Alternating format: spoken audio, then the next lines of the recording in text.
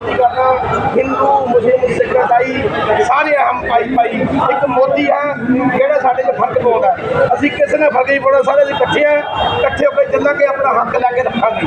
ਇਨਕਲਾਬ जिंदाबाद ਇਨਕਲਾਬ जिंदाबाद। ਮੈਂ ਦੂਜੀ ਬੇਨਤੀ ਕਰਦਾ ਆਪਣੇ ਸੀਐਮ ਸਾਹਿਬ ਭਗਵੰਤ ਮਾਨ ਨੂੰ ਕਿਉਂਕਿ ਮੈਂ ਉਹ ਝੰਡਾ ਗੱਜਣ ਵਾਲਾ ਆਮ ਆਦਮੀ ਪਾਰਟੀ ਦੇ ਪਹਿਲਾਂ ਜਿਹਨੇ ਪੰਜਾਬ ਦੇ ਵਿੱਚ ਝੰਡਾ ਦਿੱਲੀ ਦਾ ਤੇ ਡੰਡਾ ਪੰਜਾਬ ਦਾ ਮੈਂ ਉਹ ਖਿਲਾਫ ਮੈਨੂੰ ਪਾਲਾਂ ਤੇ ਨਸ਼ੇ ਦੇ ਖਿਲਾਫ ਮੇਰੀ ਆਈਡੀ ਚੱਲਦੀ ਆ ਭਗਵੰਤ ਮਾਨ ਜੀ ਦੇ ਨਾਲ ਜਿਹੜਾ ਡਟ ਕੇ ਮੁਕਾਬਲਾ ਕਰਦਾ ਯੁੱਧ ਨਸ਼ਾ ਦੇ ਵਿਰੁੱਧ ਮੈਂ ਇਹ ਵੀ ਯੁੱਧ ਲੈ ਕੇ ਨਾਲ ਅਸੀਂ ਖੜਾਂਗੇ ਜਿੱਥੇ ਮੈਨੂੰ ਮਰਜ਼ੀ ਬੁਲਾਉਣਗੇ ਮੈਂ ਆਊਂਗਾ ਤੇ ਮੈਂ ਸੀਐਮ ਸਾਹਿਬ ਨੂੰ ਬੇਨਤੀ ਕਰਦਾ ਕਿ ਡਰਨਾ ਨਹੀਂ ਡਟ ਕੇ ਮੁਕਾਬਲਾ ਕਰਨਾ ਮੋਦੀ ਸਾਹਿਬ ਦਾ ਪੰਜਾਬ ਨੂੰ ਖਤਮ ਕਰਨ ਲੱਗਿਆ ਹੈ